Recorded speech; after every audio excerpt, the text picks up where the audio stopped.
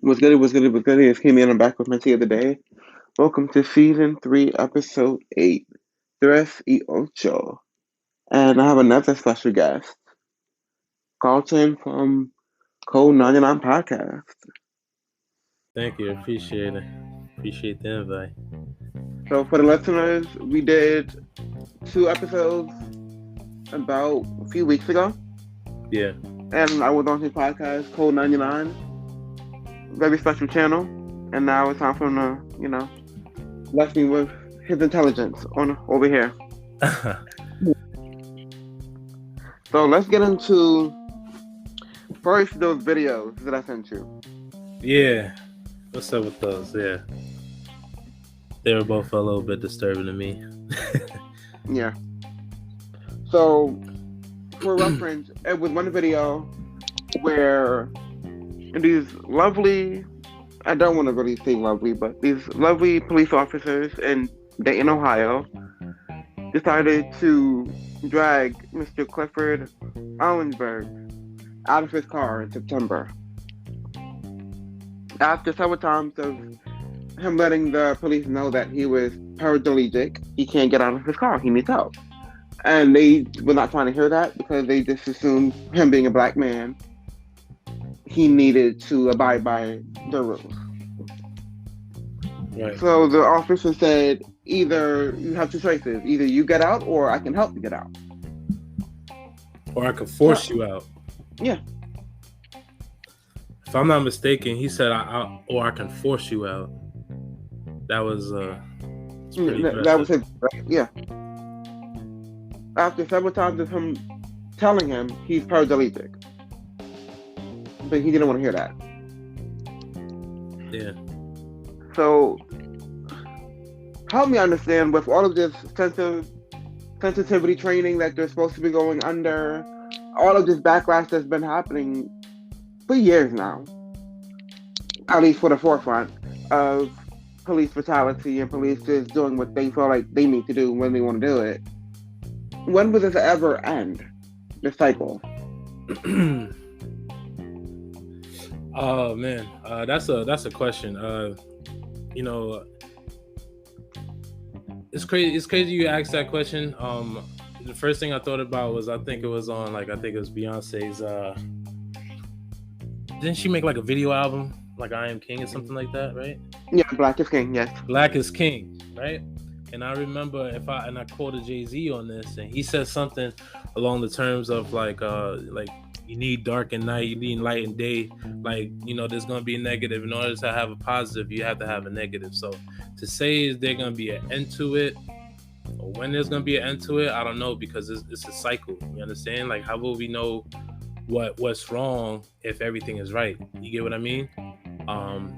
The most we can ask for is to dilute and to slow down whatever they're thinking and not let them have so much control and within their power. So and again, it's an education, it's a change, it's forceful change.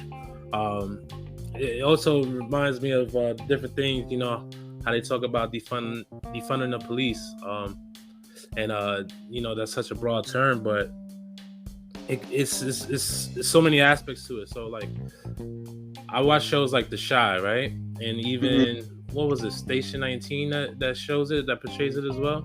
It's like that spinoff from Grey's Anatomy. Yeah.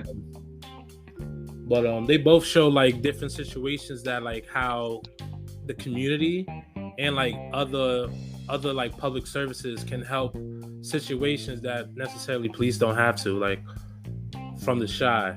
Nah, we don't get to Chi. Chi was a little gruesome. But Station 19, right? They were like mostly firefighters and like medics and like first responders, and they go out and they help a lot of people. And there was one situation where there was like I think it was like someone was kidnapped or something, where this first responders were supposed to like respond to it, but then the cops was like, well, this is my jurisdiction, and they trying to get in their way, and it ended up that firefighters or whatnot end up getting into a fight with the police, and they get arrested and treated like, as if that guy in the car who was a paraplegic was being treated just like any other black person would be treated by police, like there was a piece of shit. you know. And they show that tension, so they started taking situations for themselves, and there's different ways that you could go about it, like using mental health workers to go to situations, and like, you know, caseworkers that'll be on site and can help. There was a situation where there was like a young girl and an older lady, and I think she had some type of paralysis as well, like this older lady, and like her daughter was taking care of her, but her daughter was having like some type of episode, and I think for the first time, and she never saw her daughter like this, but she was like, her daughter was so paranoid that she's like, she barred the room, and she's like, yo, if anyone comes in here, I'm bringing me and my mom out the window. And like, she's trying to like create this little rope that brings them down toward, you know, and it's just like, that's such a dangerous, you know, situation to put someone in, especially if there's a lady that's like paralyzed and can't move herself. She can't defend herself. She can't even open a door, but her daughter needs help. They, you know, and they showed a situation where it's like, they had to use some type of force in order to handle the situation. But the police, in a way, they always use excessive force. In any situation where they see any type of aggression or anything that has any type of force, you always see them put their hand on their gun. Mm-hmm. There was no need for a gun in that situation or any situation or that source. All they had to do was, like, you know, break open the door, and then one person hold it down, and then, you know, they explain the situation, how her mom, you know, calm her down, and then like they gave her like a sedative, you know, something to like calm her down, and then the situation diffused from there. Nobody got hurt, you know, no one got attacked, no gun needed to be held, no weapon needed to be used. Versus someone who could understand that situation. There was a professional, a mental health professional there to understand and assess the situation and say, these are, you know, they're showing this type of these type of symptoms. You know, treat them this way. Don't, you know, let them feel okay. Give them some type of assurance. Give them some type of security. Not be aggressive. Not say, oh, you know, if you don't open this door or if you don't get out, we'll force you out. You get what I mean? Right. And it's that kind of training. So it's just like defunding the police as far as just giving them less roles in the community. Put them in stores, right, where there's a lot of shoplifters and there's people who are just being extra aggressive towards people who are just trying to do their daily lives, versus little situations, some sorts towards that. You understand what I'm saying? It's hard to say, you know, when it's gonna stop and how it's gonna stop, but it's just little baby steps. And ever since last year, I think they've been taking the right steps, and it's a great thing that they're starting to portray it in media and stuff, so it gives people some type of visual on how to go about it and how you can go about it and how it can happen, you know, because people are scared. People, you know, people fear what will happen if police don't come around. Like, of course we need police. Shit, I got robbed a couple months ago. I needed to call those motherfuckers. You know what I'm saying? Like, there's no one else I could call after that. Like, you know what I'm saying? Like, we need them, but they don't need to be in every situation. They don't need all the weapons. They don't need to be everywhere. Right. There's other opportunities for others. I definitely feel like they have to learn to communicate. Their communication skills are not up to par. It's always shoot first, or they always have to be in control. Shoot first, ask questions later. They have to be in control, especially with our community, because it seems like they're scared of us, and there's no reason to be. Like, especially like with everything going on, with every situation that continues to happen, you would want to think like, okay, how can I be different? How can I make that change? Because they have to make the change in the police department.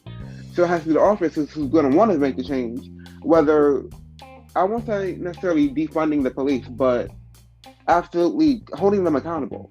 Every last one of them. When something happens, they need to be held accountable. Not putting them on the desk job now, or not giving them a paid leave until things boil over. No, if they need to be terminated, if they need to be investigated, if they need to be tried and charged for the crime that they do, because no one's above the law, and everyone should be accountable for their actions.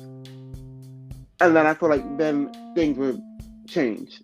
Then things would get better. Then we would begin to trust the police more, because now we know that they're held to the same standards that we are held to. Listen, I have friends who are police officers. I have friends who are correctional officers. I have family who are correction officers as well. Like, not every police officer is bad, and like, yeah, we should be able to trust them. I've been in situations where I could joke around with police, but also been in situations where a bunch of police disrespect me in my face. Give me a summons for being in the park after dark, exiting through the emergency exit. You see different sides of them. So, and it is a communication, and there's also, it's like, it's just how the system is set up. Like, a lot of the stops, that they do and give people tickets or arrest them from the past was like, oh, I need to reach a quota by the end of this month in order to, in order to have a good performance or whatnot. So they just go after innocent people, or like, they basically set people up for failure. Like, it's just they choose the times when the laws are right or wrong, and it just communication for sure. But this, I don't know, sensitivity training, they need more than that. I think they really need to break it down from the get go, and like just have a whole new set, like a whole new, like, just a whole new era of police. Like, just train them differently. Like, from here, like, just like if a company is changing, right? The company is adjusting to new ways of life, right? And to new ways of being. Like, if you're living in a vegan country, you're not gonna sell meat. You get what I mean? So like, right. You have to change the way they do things. I've been to the UK, right? I've been to Wales. I've been to England. Police don't walk around with guns. You know how safe I felt to know that? Like, I could walk around even if I got stopped by a cop. I might not get shot. You know what I'm saying? Like, they don't have guns on them. Like for real. Like, that's something that I think about because where we're from. I'm from the Bronx. I grew up there. Again, I got stopped a few times. I seen both sides of the coin. So it's just like, oh shit, I feel safe here. That feels weird to say because the cops should make you feel safe automatically, but that's not the case. So there's a lot of things that America that they could change, but it's gonna take a lot of time. Like, there has to be a lot more gun control before they can even take guns away, because it's still gonna be people out here with guns. You know what I'm saying? So like, cops have to defend themselves at this point. There's just a lot to it. Right. So now, let's get into that second video. Yeah. With the father telling his son, basically, fuck up any boy who tries to hug you. In other terms, right? Yeah, he basically said that.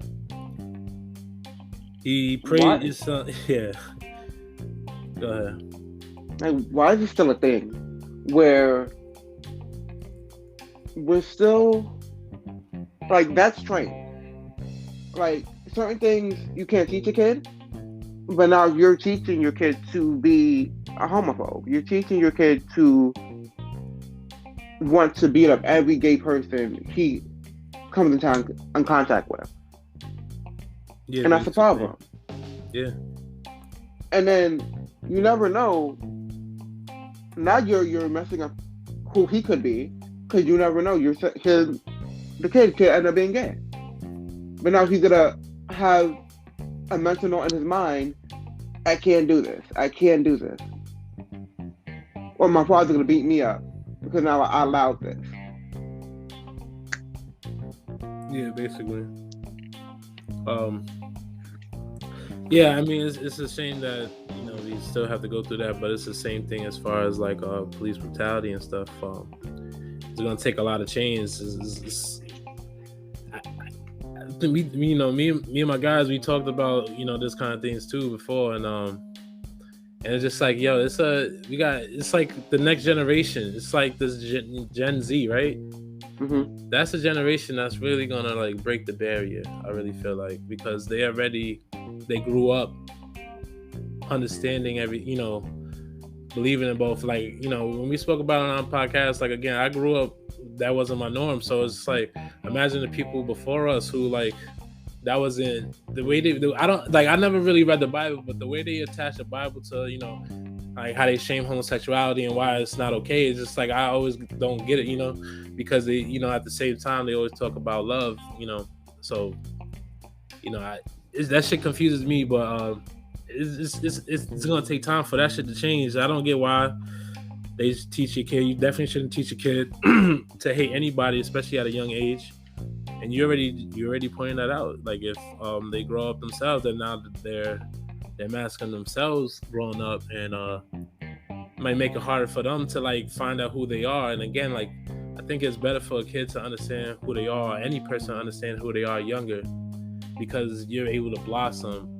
And the more you blossom, like I'm a firm believer in the law of attraction. Like you're bringing more good to you, But in order for good to come to you, you got to understand who you are and be confident in who you are. But if you're constantly battling yourself, you're never gonna find that person. You get what I mean? So very true. So parents shouldn't ever teach kids to hate another person, because you don't know who your child will come up to be. Like no one knew who Adolf Hitler was gonna come up to be. You know what I'm saying? But his influences and everything that made him who he was, I don't think he would have been anything different more than like a strong leader, and he just became a tyrant. Like Donald Trump, he was born to be who he was gonna be, regardless if it was on a good or a bad coin. Obama was gonna be born who he was gonna be. And people just have to respect that. And also any young person to hear that, like you're gonna have parents, you're gonna have family members, you're gonna have people who feel like they know you and what's best for you, and that's only based on what they know. But like you gotta understand who you are deep down inside, and just like never doubt yourself. You know what I mean? Like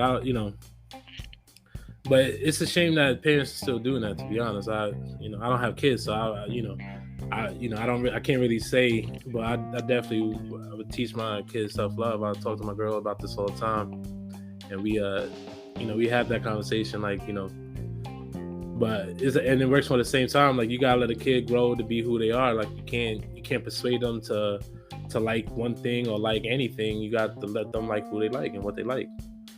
Right. And then on top of that, you shouldn't definitely tell a kid to hate the kid or punch him in the face. You shouldn't teach a kid to be violent towards anybody. Like if you say, and it shouldn't be towards a male. Like say if a kid hugs you and you feel uncomfortable, you should tell him to respect his space. It shouldn't be if a boy is touching on you, you should punch him in the face. It shouldn't be like that, because it could be a girl who's trying to hug you and you might not feel comfortable as well. And you could tell them the same thing.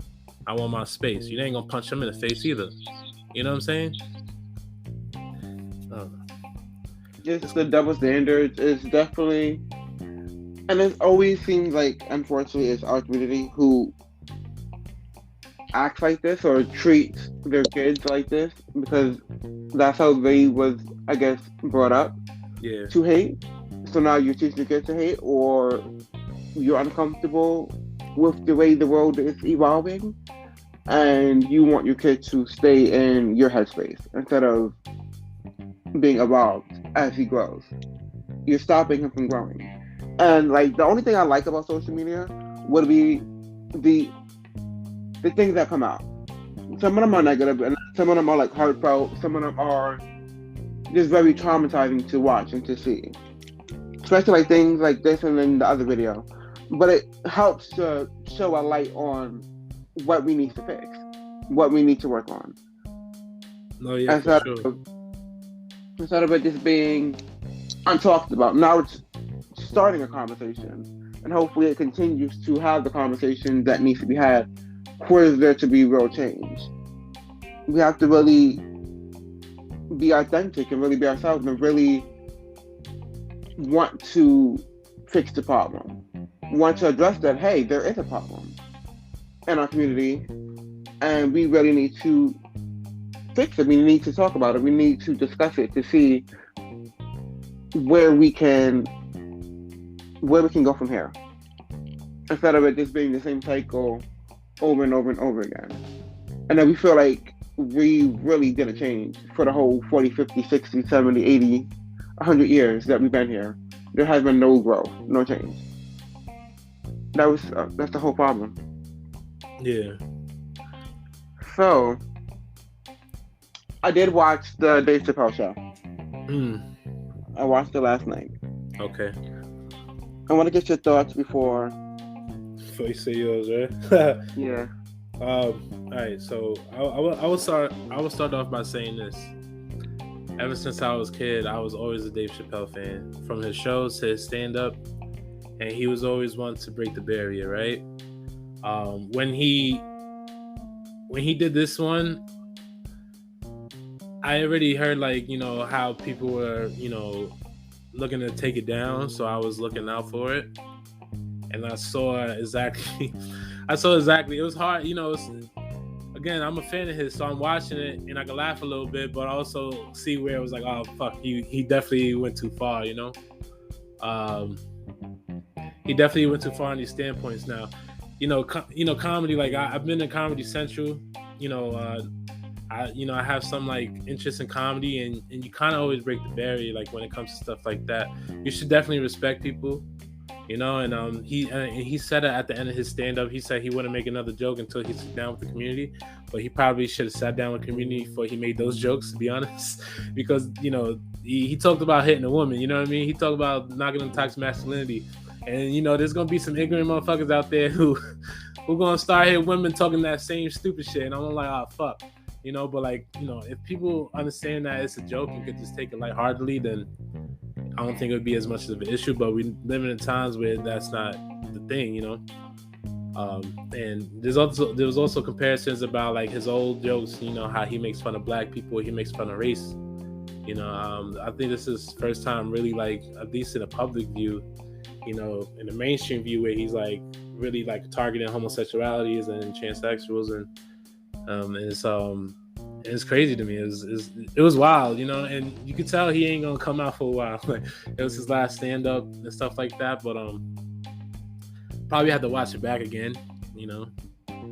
Again, it's hard to say. It's like a bittersweet, you know. I'm also a Kanye fan, so it's like when Kanye goes out and he says, "Yo, slavery was a choice." You know what I'm saying? Like, you gotta shake your head and put your head down, but like, you're always gonna respect the dude. I'm always gonna like, you know, always respect the guy. You know, I'm gonna tell you, I would say if he's wrong, he was wrong. You know, a lot of some of those jokes, and I think him knowing what he was doing, like, it was like he was trying to prove a point of canceling the cancel culture, you know, of like, you can't just cancel everybody because of what they say. But so the way he went about it is probably not the best, and it was really out of character for me to see him even go that far. And I was really surprised on Netflix stance. Like, they could have like easily just made a statement saying like they're not gonna take it down, but I don't think they had to go as far as firing everybody. That was really like, that just really surprised me. The whole thing surprised me, to be honest. I was like, wow, that's not a good look. But yeah, go ahead, man. Listen, I want you to speak honest. I want you to enlighten me if you have to. So after really watching it, I was left with a bittersweet taste in my mouth. It was like a lot to digest in one setting. Yeah. So like for me, Dave Chappelle, like for me, and I did our podcast earlier today, and my co-host Kendra, she wanted to get into this and the cancel culture, and why does it seem like when you say something to a gay person, it feels like we're being bullied or we're being the bully. So remind me to get into that. Okay. So I was confused, but for one, comedy is what it is. It's comedy. It's going to be raw. It's going to be uncut. It's going to hit that thing that needs to be talked about. Yeah. If it doesn't do that, then they're not doing their job, in a way. Yeah. But I felt like he was playing both sides. He was being an ally, but then he was being what me made him to be. Basically. If you understand what I'm saying. I get what you're saying. He's using transphobic as the statement, because that's what we told him he was now, because of the jokes that wasn't understood, that was low blows, that went over the top, kind of thing. So he played into both parts. He did. He definitely did. What I liked about his stand-up was he talked about the baby and how we did cancel him, but we canceled him over his misunderstanding and the words he used Yeah. instead of canceling him over the actual Violence, murder crimes he did. that he did. Yeah. We praise him for that because that's what in society, especially in the rap game, that's what your rap came from. Also, Yeah, unfortunately. like, this is really his life, so what he's rapping about, he really did. Instead of now he's talking about the LGBTQ plus community, now that's a problem because it offends us. Yeah. So I kind of see both aspects. I wasn't personally fully offended about the gay jokes. Okay. I was just like, okay, like you're still putting it in the stereotype that all men are gay, that all gay men are feminine, and I can't live in that moment because that's not true. But I do like how he pinpointed the disparities and the differences of the gay white man and the gay black man because it's a complete difference in terms of our upbringing, in terms of who's accepted and who's not, and everything like that. So I'm happy he brought that out. But when it got to his trans aspect of his comedy special, is where I stopped laughing. I was I wasn't appalled. I wasn't surprised that he would go the lengths that he went to, but it was definitely very distasteful and disheartening. And I completely understand their stance of being hurt, their stance of not getting it. But then I understand, like, it was just one joke where, well, him being ignorant, assuming that every trans woman did not get the surgery, but going against the law of Virginia or North Carolina, something like that, where you have to you have to use the restroom of the sex that you was born in, and how uncomfortable he would be with a woman using the bathroom. Basically, it's all about how you say the thing that you say, right? It's not necessarily that it's wrong, but that's how you say it. So he, in my opinion, he was saying the law that they're making against your community is wrong. Because I would feel uncomfortable with you being there, and I know you would feel uncomfortable because that's not how you identify as. Yeah. But now they're forcing you to use this restroom because of what your birth certificate says, but not how you are and not how you feel. You see that law? See something like that? You know, a law like that. The only reason why I would want a law like that put on is because a creepy guy could say I identify myself as a female, and then like stay in a woman's bathroom and then like and then be a predator. You know what I mean? They'll give them like a little more leeway to do stupid shit like that.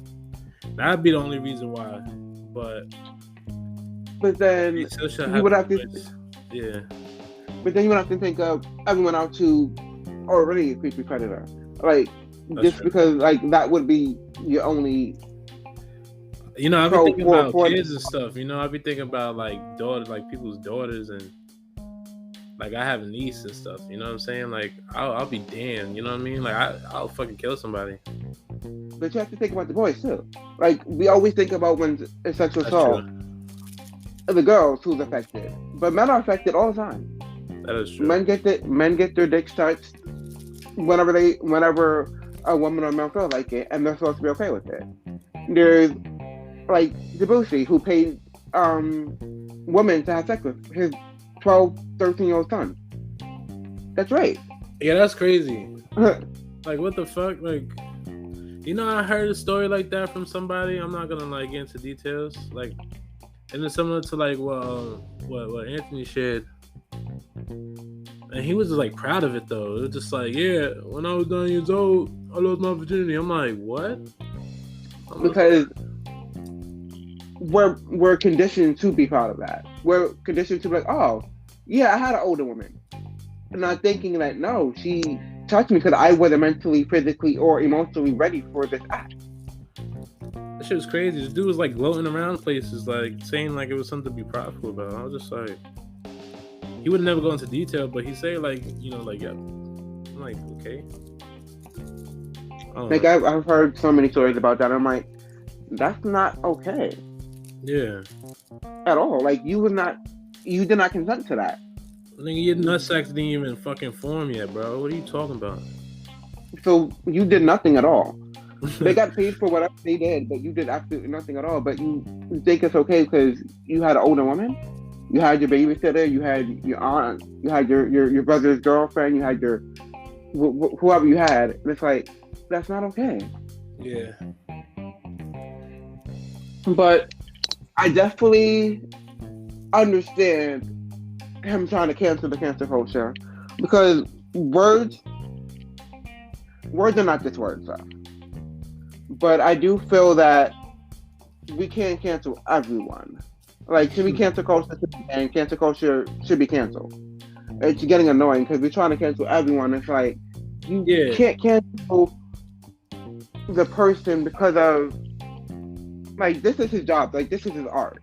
Yeah, this is what he gets paid. Like, y'all gonna be the fact that any comedian have to apologize for some joke, like, you know what I'm saying, unless they like being super disrespectful, and you can tell when someone's like really just like really trying to hurt someone's feelings versus like make a joke, and it's just like, but people shouldn't have to like comedians shouldn't have to apologize necessarily for all the jokes they did, and like like nothing's gonna be funny if you have to like be sensitive to everyone's feelings all the time. You know what I'm saying? Like, he was able to make black jokes because he was black. You know what I'm saying? It wasn't gonna go good for a white person, but he said a lot of shit. He said a lot of stereotypical stuff about black people and white people.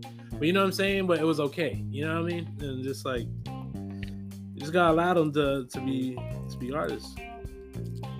But I definitely felt like this special was different because he was trying to still be true, still be real, but still teach you something.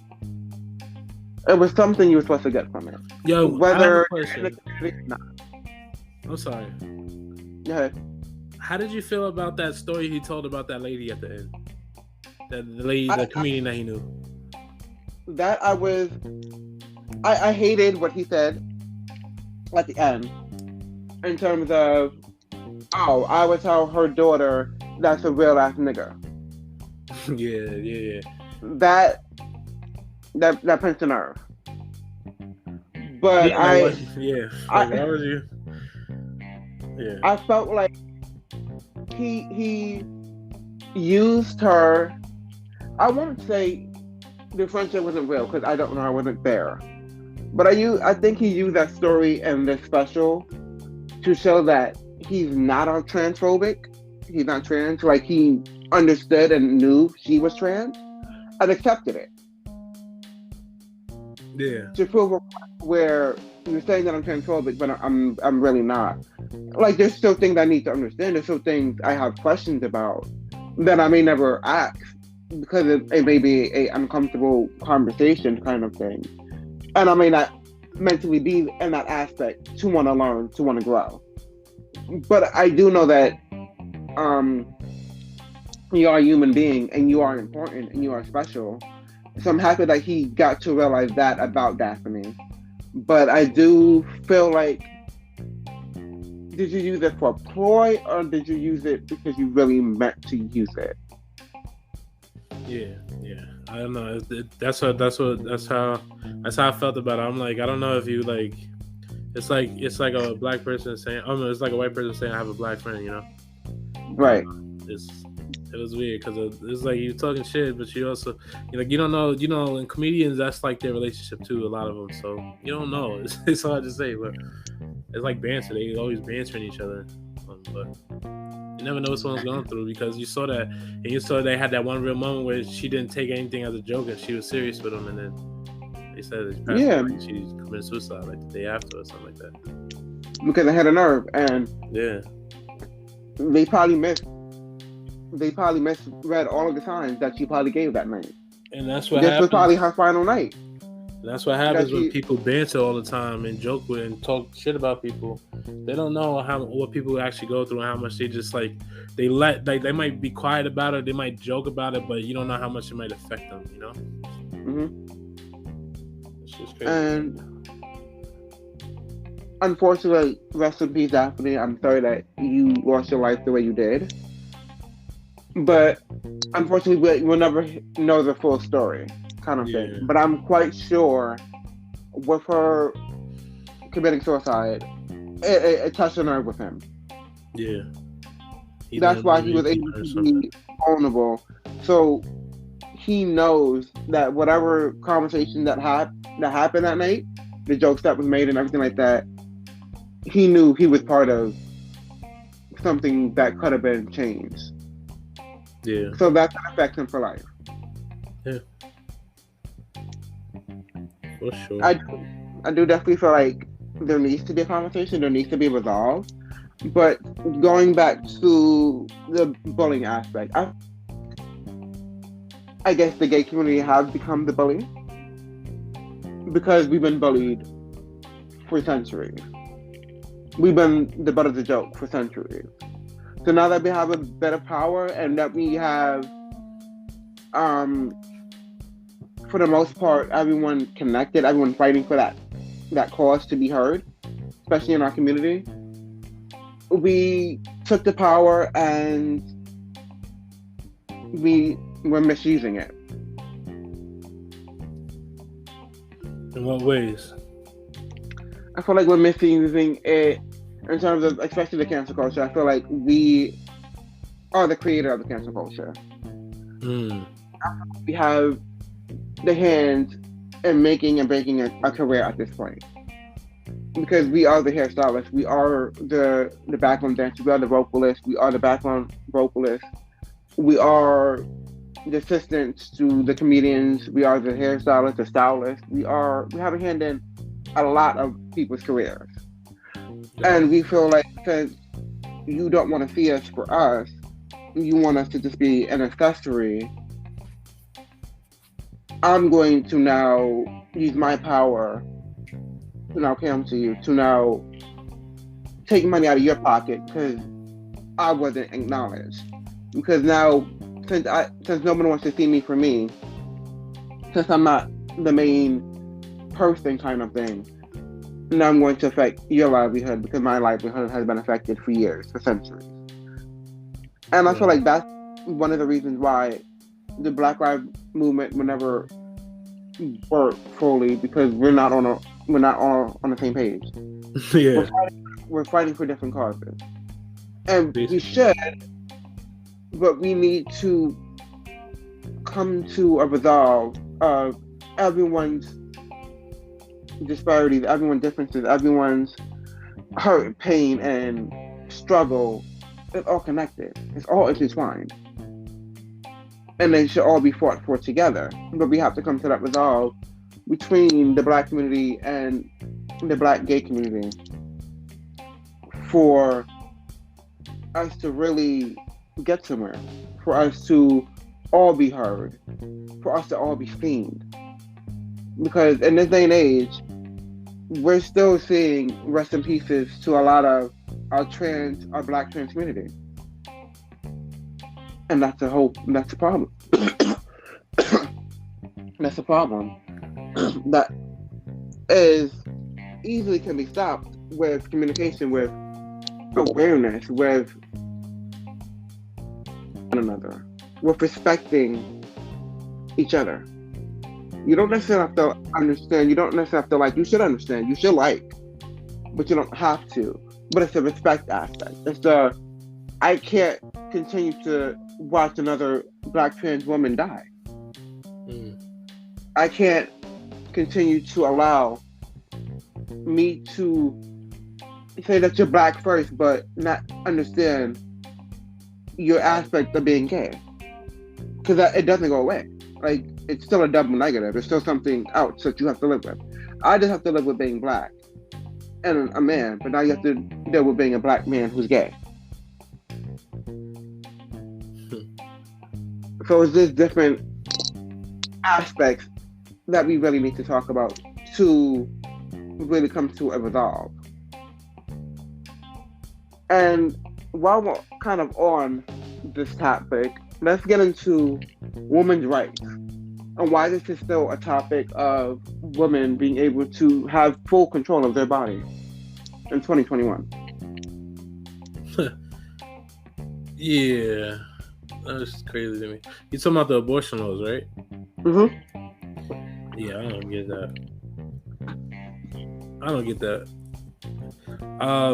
Yeah, it's hard for me to say. I'm not a woman, so, but like, I would say like anyone should have the choice, especially if it's in their body. You don't know what they're going through. They just have the choice of being able to, have an abortion or not.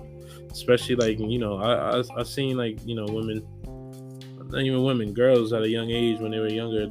I remember hearing girls tell me when they was 14 they had an abortion. Like, imagine you're 14 years old, like just starting high school, and you have this kid, like, it could really stunt like how much you can do with yourself. And it's not to be selfish, it's like sometimes it's just not a great situation.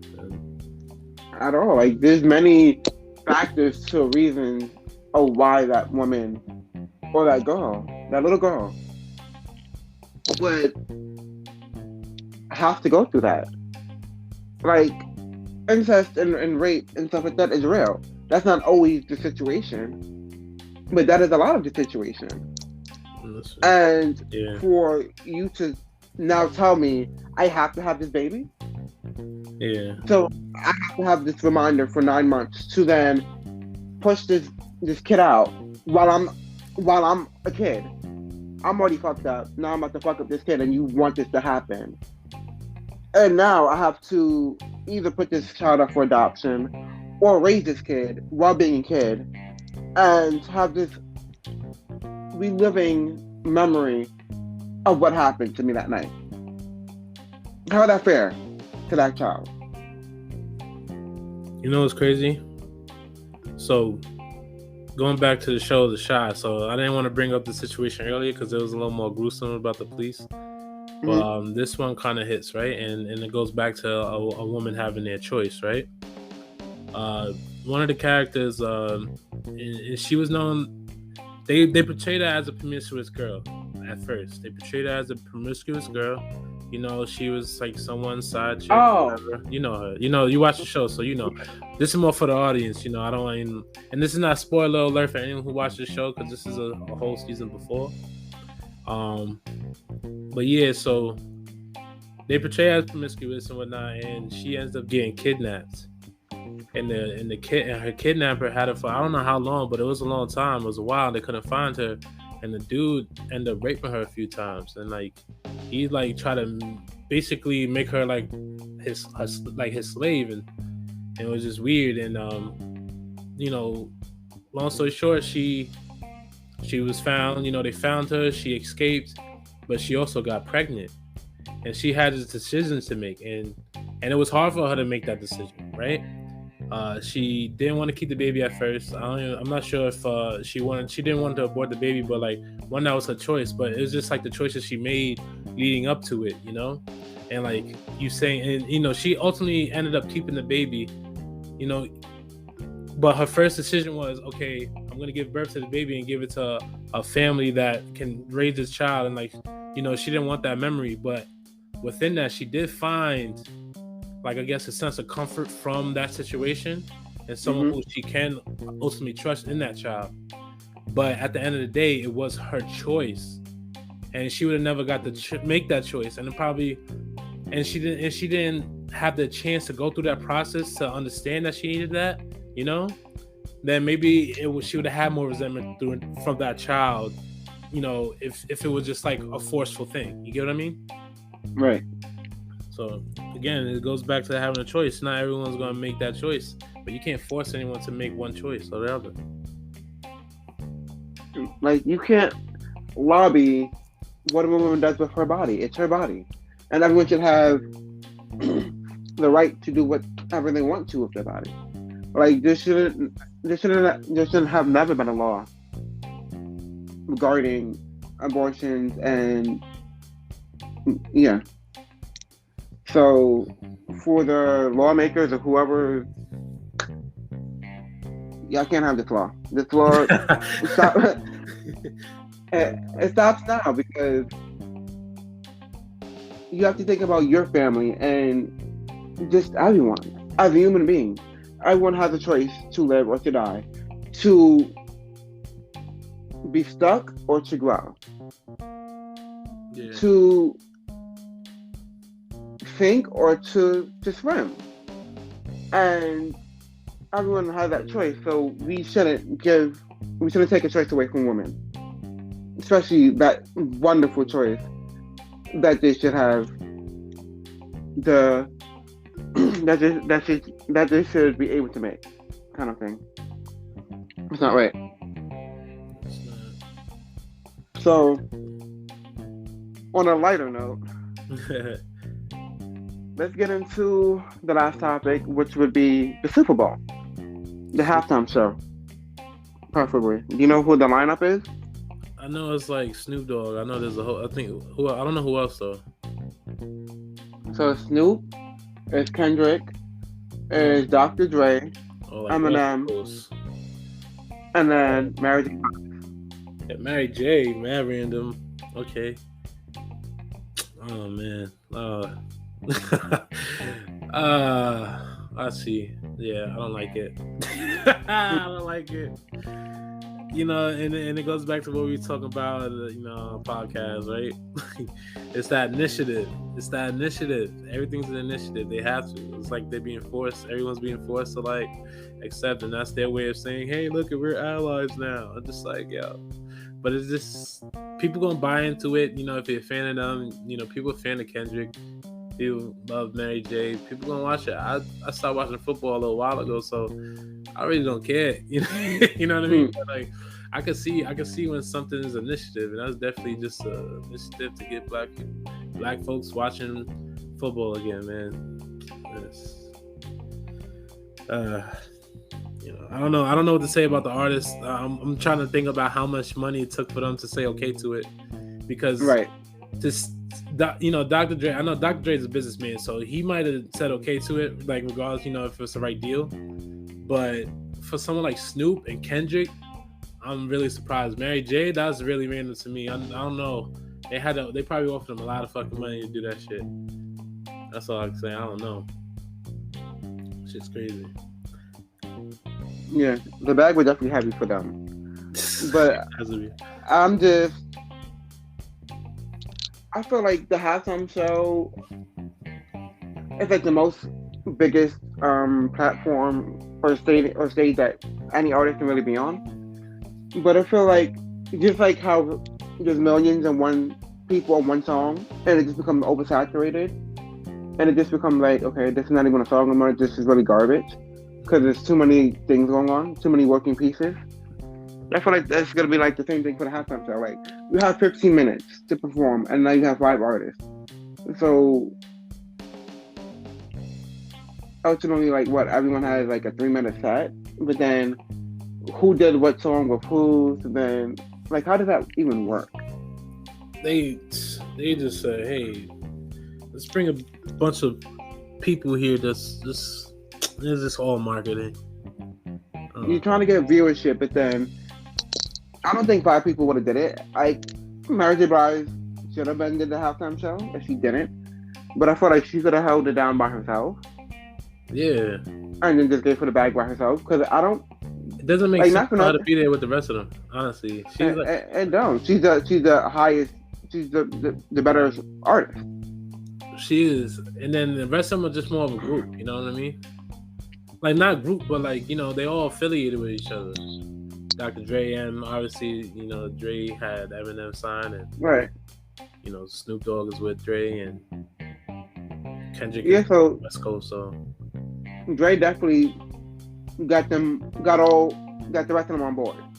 It was just Mary J. Blige who they probably had to. Where's the Super Bowl happening? Give it back to. That I don't know.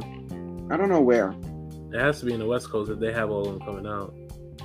You know what I mean? Trying to get the right crowd in.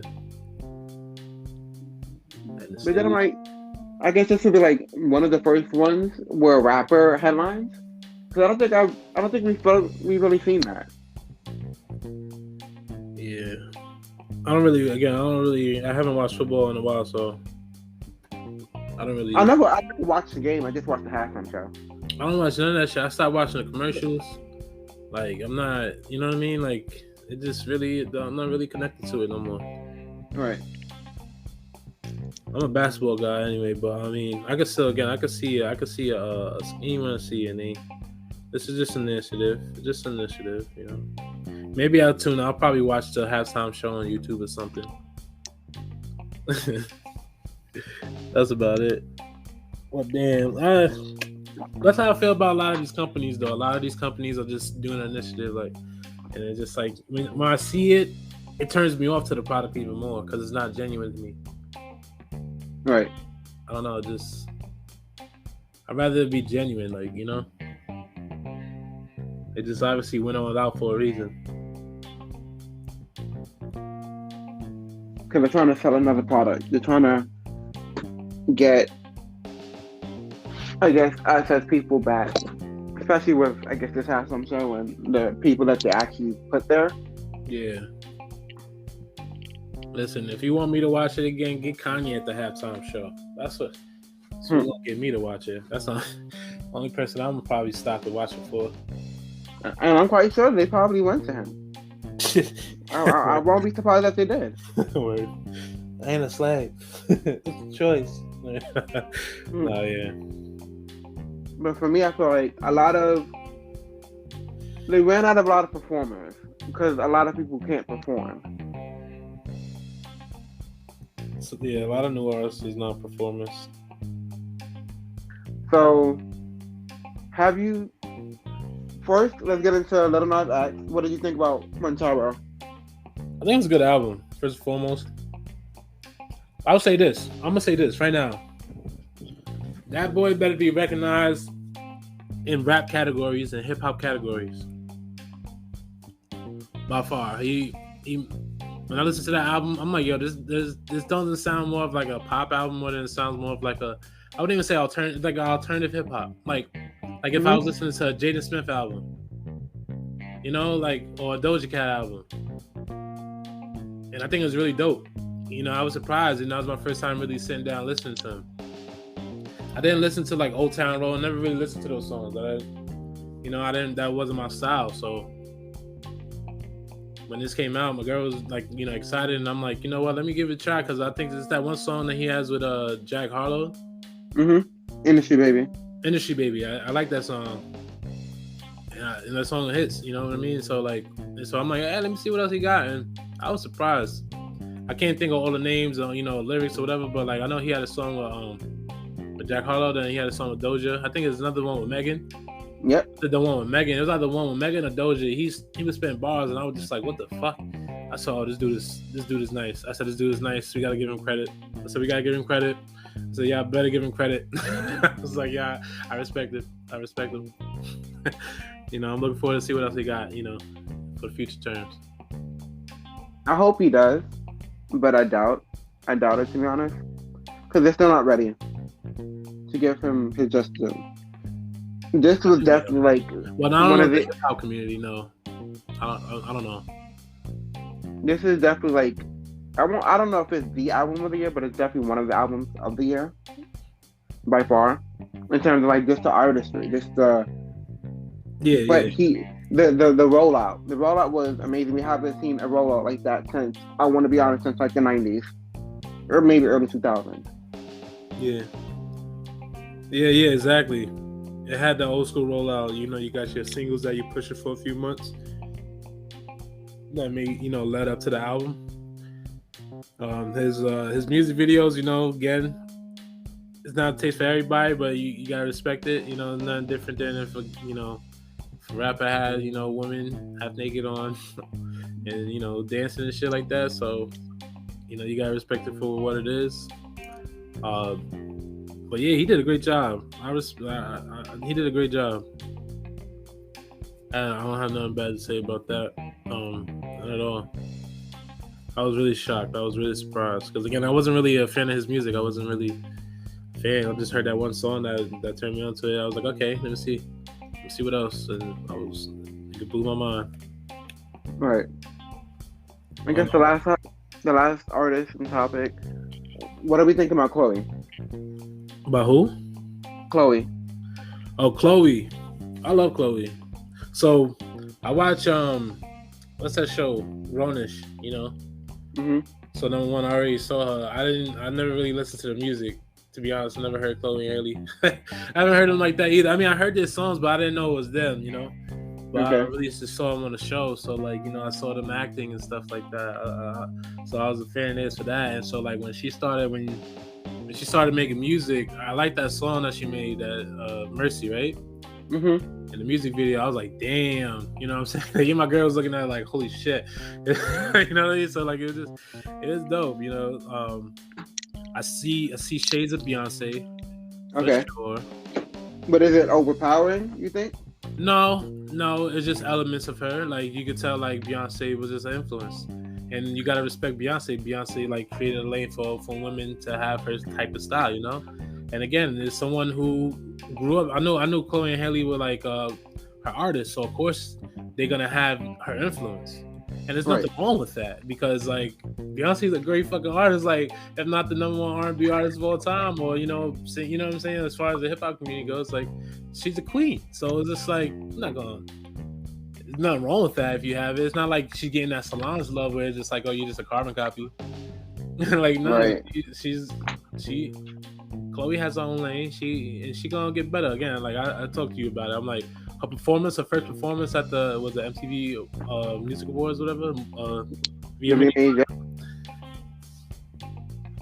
It was alright, you know what I'm saying? Like, I don't think it was the best performance. I think she went overboard with, like, trying to show she has a big ass, you know what I'm saying? But, like, I think, like, you know, she has a chance to get better, like, you know, like a Meg Thee Stallion performer, or what's this other girl that they try to get off the VMAs, but they put it back on? Normani. Like, those are performers, and they're like good dancers. They know how to perform. I think she has potential to become one of those, you know, in the Beyonce too. So I'll be looking forward to that. What you think? I love Chloe. Like, I've been following Chloe and Halle for years, so to see that growth individually and within the group. And then to see them start branching off into different things, and to see how vocally, like, they're the best vocalists of this generation, hands down. So knowing that, and then seeing them separate, like, Halle killed the Lion King song on the Disney on Disney, and I can't wait for it to be Ariel. I can't wait for that movie to come out. She about to be a Little Mermaid, right? Mm-hmm. That's dope. And then Chloe coming out completely different, giving us the sex appeal, giving us the I'm grown and I'm owning my body, is refreshing to see. And it's the way she's doing it. She's calculated. Like, she's learned from Beyonce because she's under Beyonce's label. So it's that part too. And then it's, of course, the drive. She's definitely studied Beyonce, but I feel like she's making it her own. Like, the VMAs was her coming out solo, and just like Beyonce did, she did Overboard. She was extra, but that's just who they are. That's as performers. They get lost on that stage. Yeah, she said she didn't even know she licked the mic. I was like, damn. Oh my god, because she licked it pretty hard. I was like, sheesh. Mm-hmm. Like, to me, like, she did what needed to be done. Yeah. Like, she's not the best dancer yet, but that would definitely come into play. But I don't think she wants to necessarily be that dancer. She wants to still focus on her vocals, which a lot of these girls are not saying at all. So she has that. She has the stage presence. And she's using social media, like Little Nas X is, to help boost her career. because you know, like that's what needs to be done. We're in a day and age where social media matters, so I'm gonna be active on social media. I'm gonna talk to my friends. I'm going to do TikTok to do XYZ, so y'all can see different assets and different sides of me. So I'm just waiting to see her growth, and then I'm waiting for this album to come out, Yeah, and then I'm waiting for that next Chloe and Halle album number 3. I didn't even know they had 2 albums, so I probably should go back and listen to them. You should, and they're completely different. The first album with The Kids Are Alright, and then the second album with Ungodly Hour, which was slept on, but everyone basically knows it was needed, especially during the pandemic. Especially how they played every performance that they did on that tennis court. Oh wow! Yeah. Wow, that's cool. All right, I gotta give that a listen. Show my girl. I'll be down to hear that. Lost in our house. All right, sounds good. But this was it. Thank you for coming on. Yes, sir. Yes, sir. I don't think I got to introduce myself properly in the beginning. But yeah, it's your boy Carl G from the Code 99 podcast. Appreciate my guy Akeem bringing me along and having me on this podcast. This was dope. I like the conversations you have, man. And I hope you continue to strive and get better. And we can collab some more. You already know. Absolutely. So, is there anything you want to promote? I heard that y'all about to go visual soon. Yes, sir. Yeah. Shout out to Myron. You know, he's been working real hard. You know, since the pandemic stopped, he didn't let that stop him. He's been enhancing his photography and He's been killing it. Yeah, he's been killing it. So he's teamed up with the Bronx Native. And you know, BX Riders, Tag Up Music, and they all have a studio, and he has his little photo, not little, it's a studio for the photo, you know, where he can have his photo shoots and stuff. And we also have space for for us to record our podcast, and we setting up the area now. It's gonna be not too soon, because we're gonna do some some visual runs, test it out. We got some audio equipment, some new video equipment too, so it's looking up, but we're gonna test it out first. So maybe another month or so, we're gonna record have some pre-recorded before we release it, but definitely look out for that, at Code 99 podcast. Also look out for my boy Myron. If anybody needs a photo shoot, photo album, family photos, come on, your own stuff, you need pictures, my guy Myron does it. He got a spot for it, and he got the equipment and everything. All right, so look out for us. And we can't wait for more episodes, more great topics, more conversations, especially over there. Y'all get into it. 3 different minds, 3 different opinions. And just your chemistry is unmatched. Appreciate that. So keep on going. We can't wait for y'all to go visual so we can see the setup. And this was Kimi with the C channel, and we out. Peace.